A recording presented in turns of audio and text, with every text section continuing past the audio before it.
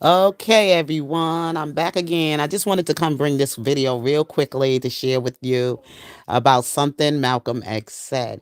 If foundational black Americans, I ain't going to just say black Americans because black Americans is just like, that means Haitians, Dominicans, whatever, they all want to blend in as black Americans.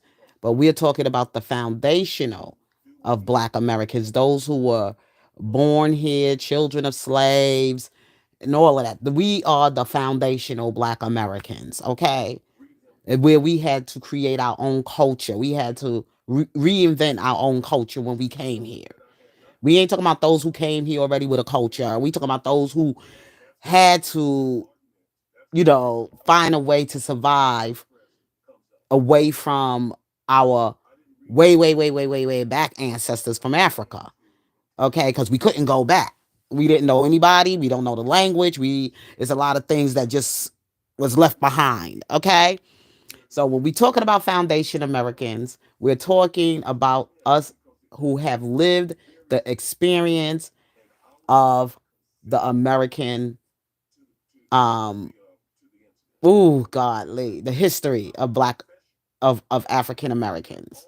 We lived the experience through all of that. We lived the experience of Jim Crow. We lived the experience. Wait, first of all, we lived the experience of slavery, and then we lived the experience of Jim Crow. Then we lived the experience of segregation, and we lived that experience up until now in sort of kind of whatever way.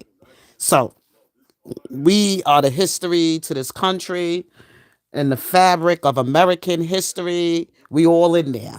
Okay, American history has a lot to do with us, but we also were the foundation to building America as slaves. Everything was done through, and then other people came behind us, but we built this country,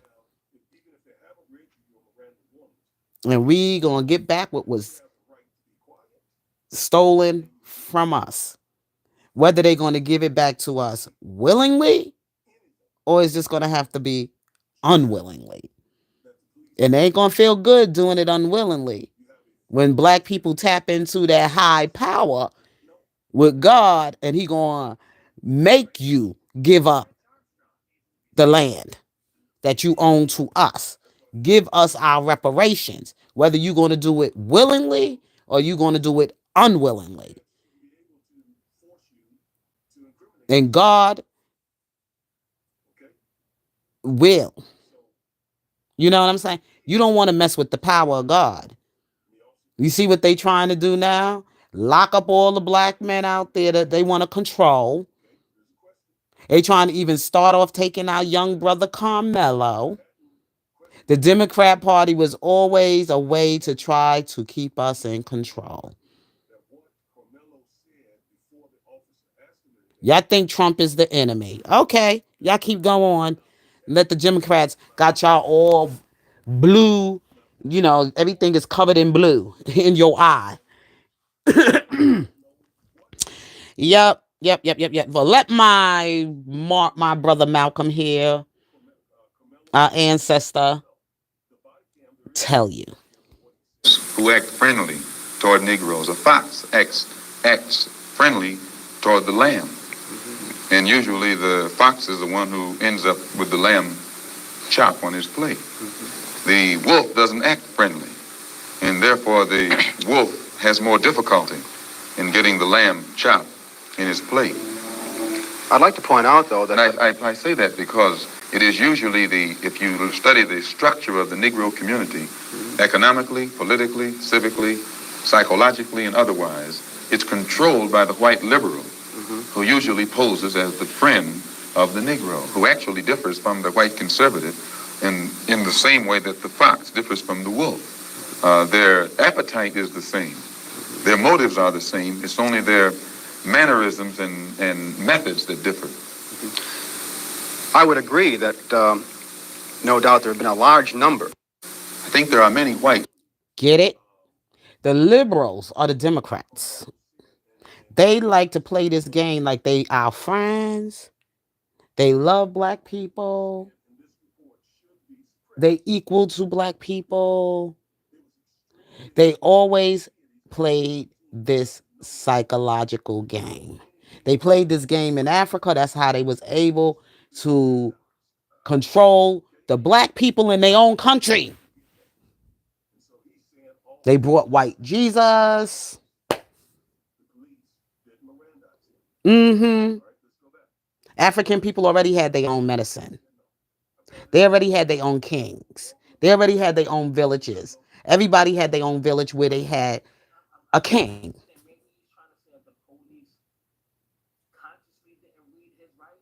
They married into the family. They took the slaves, they married into the slaves. From one tribe where they got into wars with each other, they'll take a slave, and then, hey, he becomes part of us. That's how they did. That's how they did it. Unless they couldn't trust him, and then they would have him, you know, killed. Shaka Zulu, the Zulu nation was the most powerful nation in South Africa. And the white man tricked them. That's how they was able to take over Cape Cod. That's how they was able to conquer.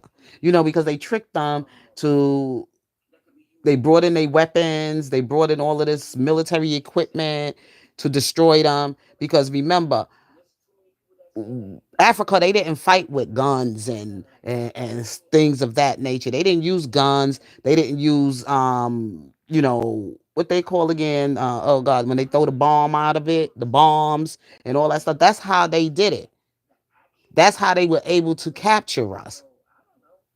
And they used some other slaves from other places to also help them. They some black Africans to help them. Why you think these Africans are now looking at us over here and be like, what happened? Then they come over here and then they want to be blended in with us, but they don't respect us and they think they better than us and they so high because some of them sold us over here. Some of us was sold. Some of them was able to help the white man to get us over here. Now they feel bad and they feel, well, Trump, he's on it. He's taking care of it. He's getting these people out of here. They even look like you, but they not you. They come from all different places with probably some slave ancestry, but in other places of the world, but they're not the foundation of black Americans. And this is what I was saying about the Latinas. They come over here, they don't really know who they belong to. Whether they belong to the yeah, they got African in them. Yes, that's true. But their African foundation is not in America. Their African foundation is over there in whatever Latino country they from. Maybe Dominican Republic, maybe from Puerto Rico. But Puerto Rico is now part of they one of our when you talk about they one of our Virgin Islands. Like one of our Virgin Islands or whatever like that. They can be considered citizens here because they from the Virgin Islands of I think it's Puerto Rico, some places in the West Indies like St. Thomas, St. Croix. Um, what other place in the West Indies? There's some other West Indian islands. I think Barbados. Those countries are considered part of the U.S. as far as our I forgot what they call it. But they not foundation American. You know what I'm saying? The ones who was actually here in the United States of America of the 50 of the original states of America of 13 colony. I mean, we had like before we had like 13 places where we were able to to take over. French in Louisiana, there's the French, and then you have the British. The French and the British is in Louisiana. They conquered that side, and then we broke off from Louisiana, these states and everything. So we all that's how we became United States of America. You do your American history. American history is foundational Black American history. Right. So when we talking about foundation Black Americans, we talking about people that are the ancestors of the slaves. We're the children of the slaves who were basically brought here to the United States of America. Yes, that's the foundation. So people will understand what I'm talking about. Now, his mother um have the blood of a Grenadian, but his mother, if you ever know the story behind his life, his mother went, remember, she went crazy. His mother went loony because his mother could pass for a white woman because she did have white blood in her, the white slave blood in her. You understand? So, I mean, the black slave blood in her, but she's also was you could at that time consider a rape child from the white man because basically none of these women were women that were willing to be lay with these slave masters. They were forced to. They had no rights over themselves. So they could just take advantage of them any kind of way they wanted to. Use them as a belly warmer or a bed wrench. And that's how you were able to have children of our ancestry that came out to be the way they are. They wasn't willing to sleep with these men, but they were raped. And they had the babies. But the children were also raised. That's why when you go see the movie Alex Haley movie Queen, she didn't know where she belonged. She tried to walk around and I did because she looked more white than she looked black. So she passed more for white, but she couldn't really identify with who she really was because her slave father, I mean her father, who was with her mother and everything. Of course, he kept her on the outside, and the other woman stayed on the inside. And she grew up in the household with her father and her sister and all of them other people of her family. I mean, of her father's side and everything. But in the end, she finally had to go out and see the real world, how they was going to treat her. And when she leaves, she meets up with when she leaves, she goes to go with the black. She hungry, she's out there, she's starving. So the black people did rejected her because they was like, she's not us, we know we're not going to feed her, and they just threw the food at her and they told her to get it up off the floor and eat it from there. Then she goes inside one of those like a restaurant or someplace like where white people would sit, and then she finally meets a black woman there that knows she's hiding her identity because she's one of them too. She was able to recognize her, and so she was able to feed her and she got to eat and everything. And she took her in and taught her how to play the game, how to survive and get with rich, wealthy white men to take, to accept her, like, play the game. But then when she finally gets with this man or whoever she falls in love with, and she gives her, she tells him her true identity. He beats the living daylights out of her and throw her out like trash. Okay? When you watch the movie, you'll see it. You'll see what some of the poor slave children of the masters had to go through. These foundational black American children. So that's why they kind of treat them a little more, they treat them better than they treat the darkies. You know what I'm saying? The darkies like me with the real fine. Now, I ain't got them fine African features. I mean, those, I don't have those dominating features of being white or having anything. My face is a lot more broader. I have a broader nose. I have fuller lips. I have a darker skin. So the bloodline is so, my bloodline, to being attached to my African ancestry, is so still there. It's like my blood ain't been contaminated by all of the rapists. The rapist blood, it didn't get in my blood. Okay? So this is what I'm saying. So I'm saying for what he saw, he lived it. He knows how the white people think. He loved his white woman when he was out there doing drugs and he was out there being a gangster and he was out there when he was selling drugs, doing drugs, robbing people, going, running. And guess what kind of woman he ran with? He didn't run with the sisters. He told the sisters, nah, I can't get with you because I can't live like this. He had to get with the gangsters. So with the gangsters, it was all about putting that white woman out there. Loved his white woman, Malcolm X. That, he had white in his blood anyway. So he loved his white woman until he had a reality check when he went to jail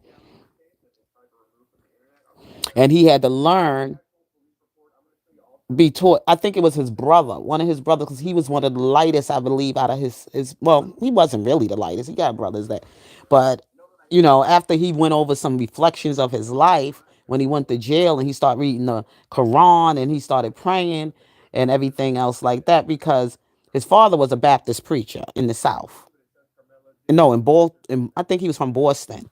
Boston. I got to look up where Malcolm was born. I think it was Boston. He came from Boston.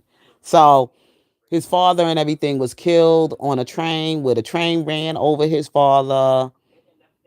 The white man came for his father because his father came, he stood up to the KKK. The movie is a lot to what the book said. His father was one of those types. He followed his father was really a follower of, what's his name again? The one that took all the slaves back to, and they built their own African country, Liberia. Idi Amin, or whatever that, not Idi Amin, he was some leader in Africa. He was very evil. It's another one he followed. The one that, what's his name, always talk about that he's some relative of. He just might be. He did his, the one that Dr. Umar always called his Marcus Garvey. Not Marcus Garvey. Yeah, it was Marcus Garvey. It was one of them that went and took the people back to Africa and they built a village. They built they Liberia.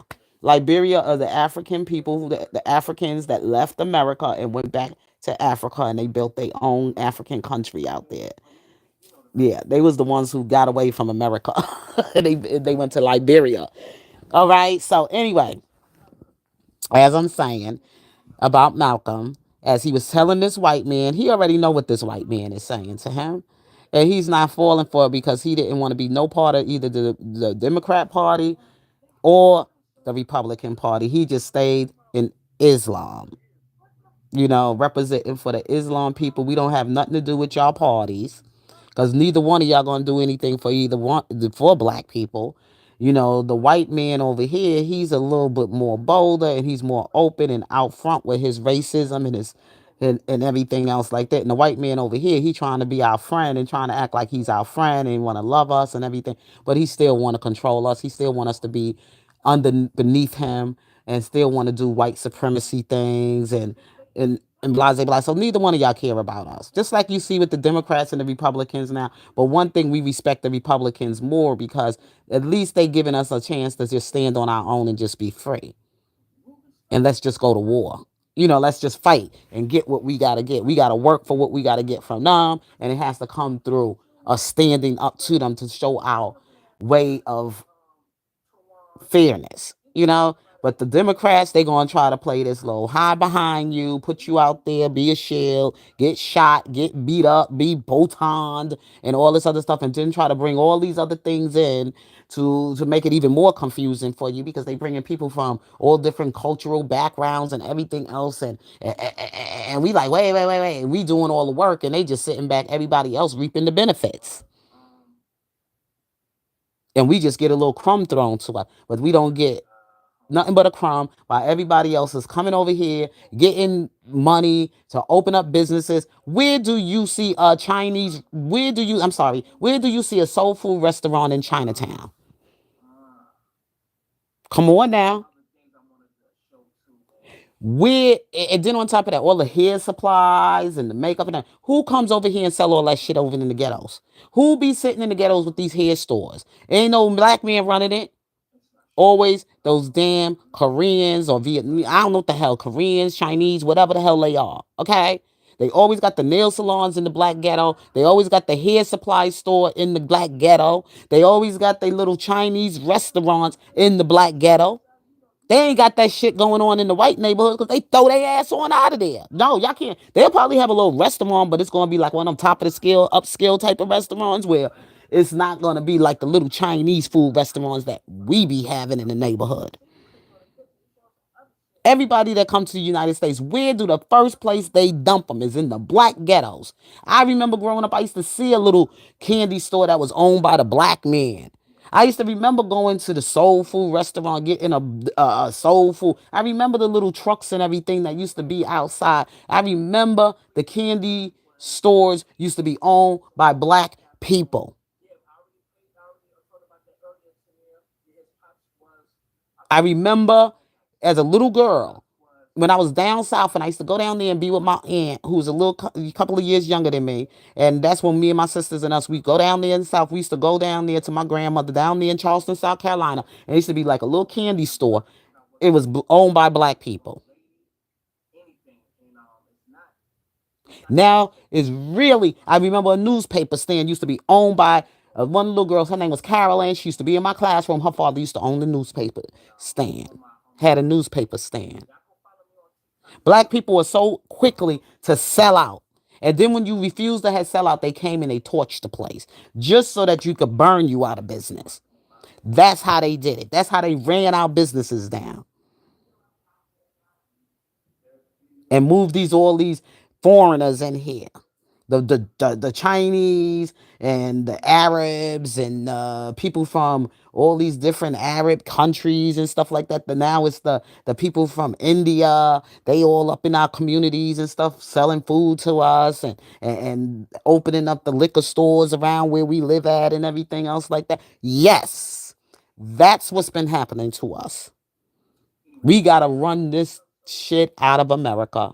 They no longer going to continue to live in America and thrive off of black people.